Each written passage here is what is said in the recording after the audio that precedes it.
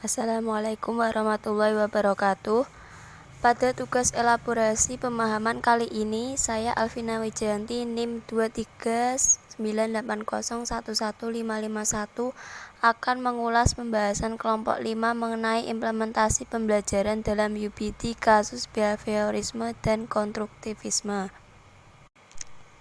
serta mengulas artikel Natala et al. 2023 dengan judul Implementasi Understanding by Design dalam kegiatan pembelajaran Literatur Review. Baik, selanjutnya yaitu pembahasan dari kelompok 5 mengenai implementasi pembelajaran dalam UBD berdasarkan kasus behaviorisme dan konstruktivisme.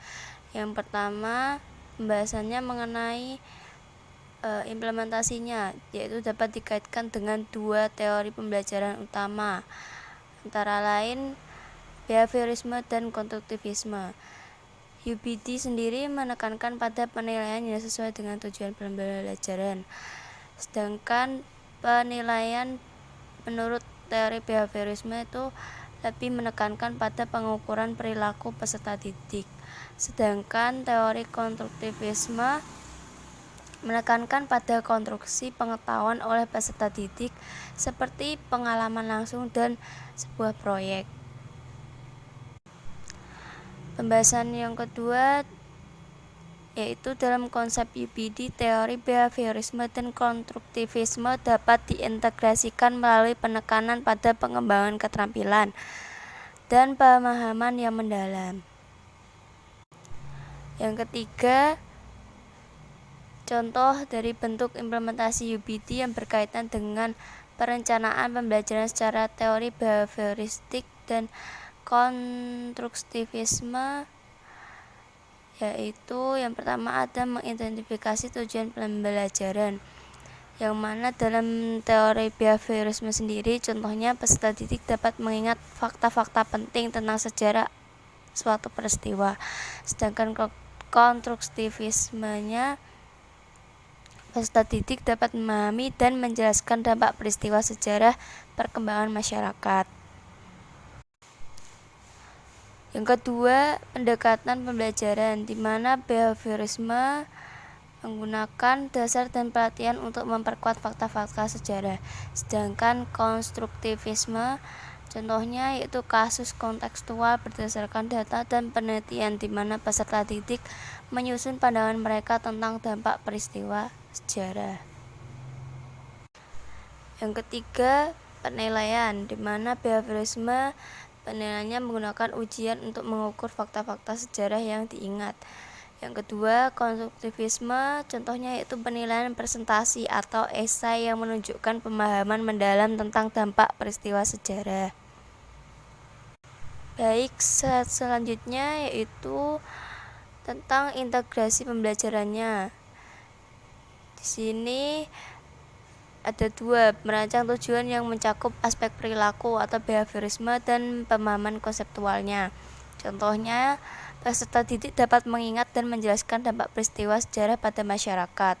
Sedangkan teori konstruktivisme sendiri berbasis pada proyek penelitian, di mana peserta didik mengumpulkan dan menganalisis fakta sejarah, kemudian merumuskan pandangan mereka tentang dampaknya. Yang terakhir itu ada umpan balik dan perbaikan. Behaviorisme memberikan umpan balik secara langsung dan memperkuat perilaku yang diinginkan, sedangkan konstruktivisme umpan balik dapat fokus pada pengembangan pemahaman dan pemikiran kritis peserta didiknya. Nah, selanjutnya saya akan membahas tentang pembahasan di artikel ilmiah Natala et al. 2023 yang berjudul Implementasi Understanding by Design dalam kegiatan pembelajaran Literatur Review. Selanjutnya yang pertama itu implementasi UBD-nya, di mana implementasi kerangka kerja UBD dalam pembelajaran di Indonesia itu sudah ada dari tahun 2016. Kerangka UBD ini atau berbasis backward design sekarang dijadikan dalam kerangka pengembangan kurikulum merdeka. Yang kedua, pembahasannya mengenai kesesuaian UPT dengan kurikulum merdeka, dimana kesesuaiannya itu langkah awal merencanakan pembelajaran dalam UPT yaitu menentukan tujuan yang ingin dicapai oleh peserta didik. Demikian juga di kurikulum merdeka juga menentukan capaian pembelajaran yang ingin dicapai oleh peserta didik. Selanjutnya tentang manfaat kurikulum merdeka bagi pendidik, peserta didik, dan pihak sekolah. Yang pertama di sini manfaat kurikulum merdeka bagi pendidik. Berkurangnya beban administrasi guru menjadi lebih kreatif dan inovatif. Kemudian meningkatnya kompetensi guru mendapatkan kebebasan untuk mengarahkan proses pembelajaran sesuai dengan minat dan bakat peserta didik, serta guru lebih mengenal karakteristik dan kemampuan peserta didiknya. Selanjutnya itu manfaat kurikulum merdeka bagi peserta didik. Peserta didik lebih leluasa atau tidak terburu-buru untuk menguasai suatu materi pembelajaran. Kemudian pembelajaran terasa lebih menyenangkan karena disesuaikan dengan tingkat kompetensi peserta didiknya. Nah, yang di sini peserta didik juga akan terbiasa untuk menerapkan pola pikir kritis melalui pembelajaran berbasis proyek dengan melibatkan profil pelajar Pancasila. Selanjutnya ada peserta didik mendapatkan pengalaman belajar yang menyenangkan dan tidak membosankan, serta mereka diberi kesempatan untuk bebas berekspresi mulai dari menyatakan pendapatnya dan diskusi tanpa adanya tekanan. Nah, itu tadi pembahasan dari kelompok 5 serta artikel ilmiah. Kemudian yang dapat saya simpulkan yaitu implementasi pembelajaran dalam UPT menggunakan teori behaviorisme dan konstruktivisme juga sudah diimplementasikan dalam kurikulum merdeka. Kurikulum merdeka menjadi pembelajaran berpihak pada peserta didik dan lebih bermakna. Salah satu implementasi kegiatan pembelajaran dalam kurikulum merdeka yang berkaitan dengan teori konstruktivisme adalah pembelajaran berbasis proyek dengan melibatkan profil pelajar Pancasila atau kalau di kurikulum merdeka dikenal dengan P5.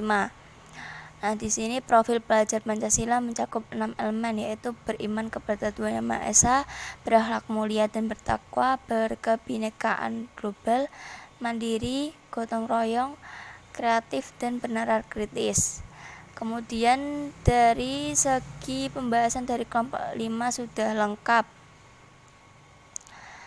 disertai dengan contoh implementasi pembelajaran dalam UPT, mulai dari identifikasi tujuan, menentukan bukti penilaian, hingga merancang kegiatan pembelajaran.